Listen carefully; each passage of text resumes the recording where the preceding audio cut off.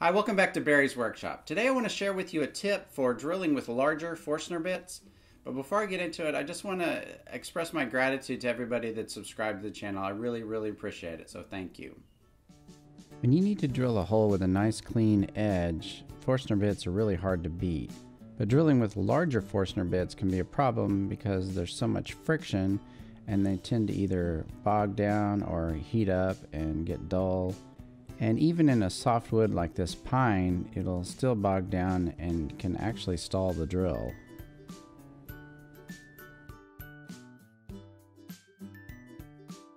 So what I want to show you here is how to use a series of drill bits of different sizes to do step drilling. And you can't just start with the smallest bit and drill progressively larger, because the larger bits wouldn't have anything to index off of. So I'm starting with the larger bit, but I'm going to drill about 1/8 of an inch down, and that's just enough to form that outer edge. And then after I've got that edge formed, I'll switch out to a size smaller. So in this case, I'm going from a 2" to 1.5 inches. So it's a 1/2 inch smaller in diameter, which will leave about 1/4 inch smaller on each side. And since we're going to a smaller drill for the second step, it's still able to index off that middle divot from the first bit. So again, we're going to repeat the step. We're going to drill down about 1/8 inch and stop. Now you could do this any number of times, but I'm just going to do it in 3 steps. So the final drill I'm going to use is a 1 inch.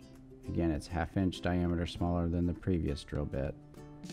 And again, that point goes in the same point that we indexed off of. Now this time I'm going to drill to almost the final depth, just a little bit shallow of the final depth. Okay, so this is what it looks like. I've got 3 different layers, so there's kind of a terrace. The smaller bit, the middle bit, and then the final larger bit. So from here I'm going to go back to the middle-sized bit, and I'm just going to drill it down to the bottom that was set for the smaller bit. And then I'll switch out with the largest bit and take out the final material.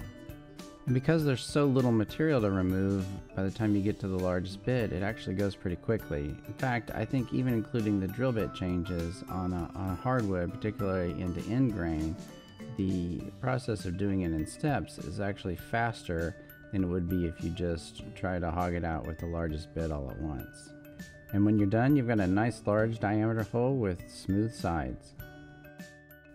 So if you found this tip for step drilling with Forstner bits useful, please click that subscribe button. And if you have any questions or comments, put those in the section below. Thanks for watching. I'll see you next time.